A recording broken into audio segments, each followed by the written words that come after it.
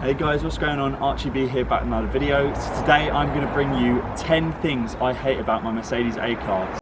So if you haven't already, do make sure that you go and subscribe to my channel. I'm trying to hit my goal of 150 subscribers. It'd mean the world if you could. Also leave a like down below and comment if you want to see any other videos. And let's get on into it.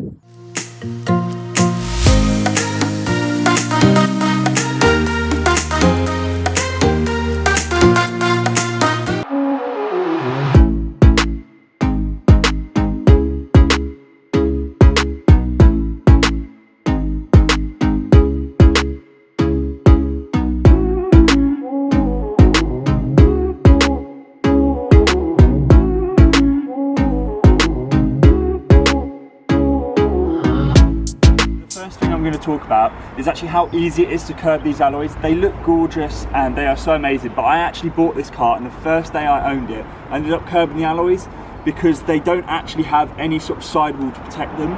So if you even get a little bit too close to the curb or like you just turn your wheel into it slightly, it ends up curbing them. So if you see here, I've got a tiny little bit of curb rash here, which is kind of annoying, but I did take out alloy and tyre insurance, so hopefully that's covered. So my next point is actually that the leather and like the fabric around it gets really warm really quickly. So I don't actually have that many passengers, but if you look here, the fabric around it has kind of pulled out and it's puckered a lot.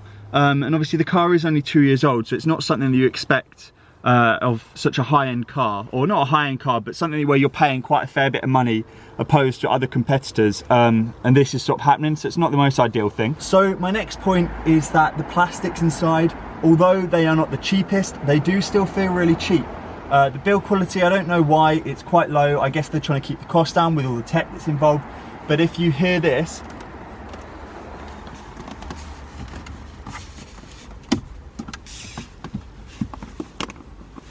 there is a lot of noise when you press the plastics, and in general, like a lot of the stuff sort of around the center console does feel slightly cheap, especially this little panel here.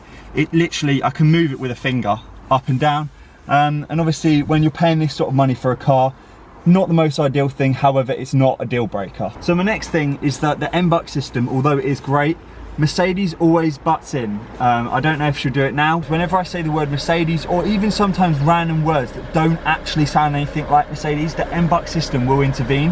I've currently got it turned off so that it doesn't come on all the time. However, that is a big thing, and if you get annoyed with stuff like that where things keep butting in, I definitely recommend turning it off in the settings. So my next point, obviously I can't demonstrate it currently, but the steering wheel actually has really bad feedback.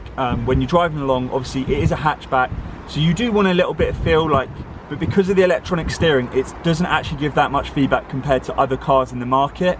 Obviously I know that nowadays everything is like sort of automated and it's all electronically controlled, so you're not going to get as much feel. However, when you do put the car in sport mode, there is one good thing, and it does put some weight into the steering, which gives it a bit more of a sporty feel. However, majority of the time for comfort driving, if you're getting around the twisties, it's not the most ideal thing. So my next point, which is a massive thing, I am 6'2". I drive, this is my driving position, how my seat is now. I like to drive quite a relaxed position. However, if you put another one of me in the back, my knees are smacking on here, so I have to have them open. And obviously for the fact that it's supposed to have 5 seats in the back, there literally would be no leg room for the person in the middle because my legs would have to be spread apart. So in terms of leg room in the back, it is absolutely appalling. And if you're looking to carry people in this car constantly, I wouldn't recommend it, and I'd say go for the bigger saloon version of this particular car. Another point on that as well is the back seats have a really weird like posture sort of position.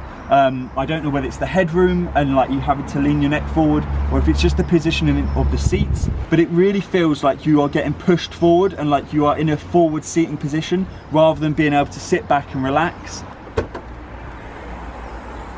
So my next point I'm moving on to, mainly as well because of the back seat configuration, they are really slanted back. So I'm not sure if you can see, but it actually limits your sizable, like the sizable room in here by a massive margin. They've obviously got little pockets in here to try and make that space. And you could happily fit a set of skis or 2 sets of skis if you took down the middle seat.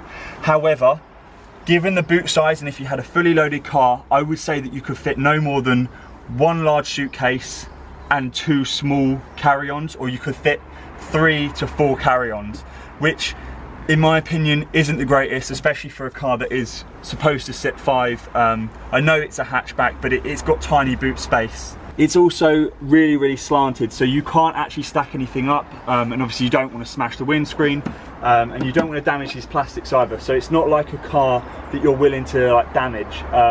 So realistically, the load line is literally to here, which is pretty much nothing. So my next part, I can't demonstrate because I never really know when it's going to happen. However, it revolves around the gearbox.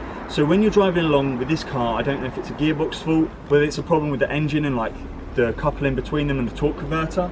But when you do accelerate sometimes, it can be really jolty, especially from a standstill. The gearbox can kind of lurch, especially, and if you're not expecting it, it can be especially dangerous because you might end up lurching into the back of someone by complete accident. Obviously, I know this car has safety systems, but you can't fully trust them. So again, the next part I can't actually demonstrate. If I can get a clip of it, I will. However, the lane assist on this car, although great and helps you keep like your eye on the road and make sure that you don't drift out of lanes and like crash, it's very annoying when you're trying to change a lane and it recognises it as the edge of the road, because even if you indicate, it will still pull you back, which in a lot of times can be really dangerous if you're trying to avoid something.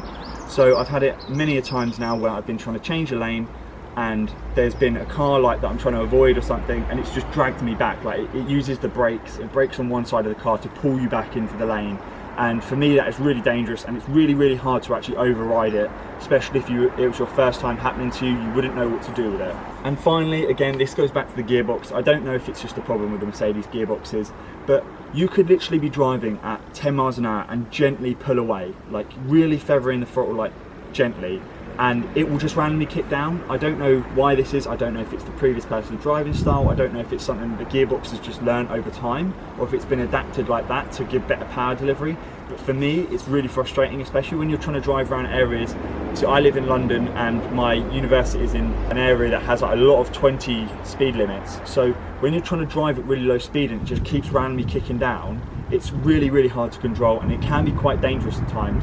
So again, that's my biggest downside probably to this car, is the fact that it just randomly, it has a mind of its own really. So that is it for the end of the video, guys. That is 10 things that I hate about my car. I know I sound really picky, but I am forever grateful with this car. But you've got to understand that I'm trying to be honest with you guys, and there is a lot of things that could be better with this car, especially for the price that you pay for it. So if you've enjoyed this video, make sure you leave a like. Comment down below if you've had any of these problems, or if you're looking to get a car and you want to know any other things about it, let me know. I've also got another video which will be in a pop-up banner just up there. You can go and click on that, and you can go and watch my other video, which is a car tour of this specific car, and it just shows you more in depth of all the features. And there's also a video which is 5 secret features on the MBC System, which is for any new car from Mercedes. So I really hope you guys have enjoyed the video, and we'll see you in the next video. See ya.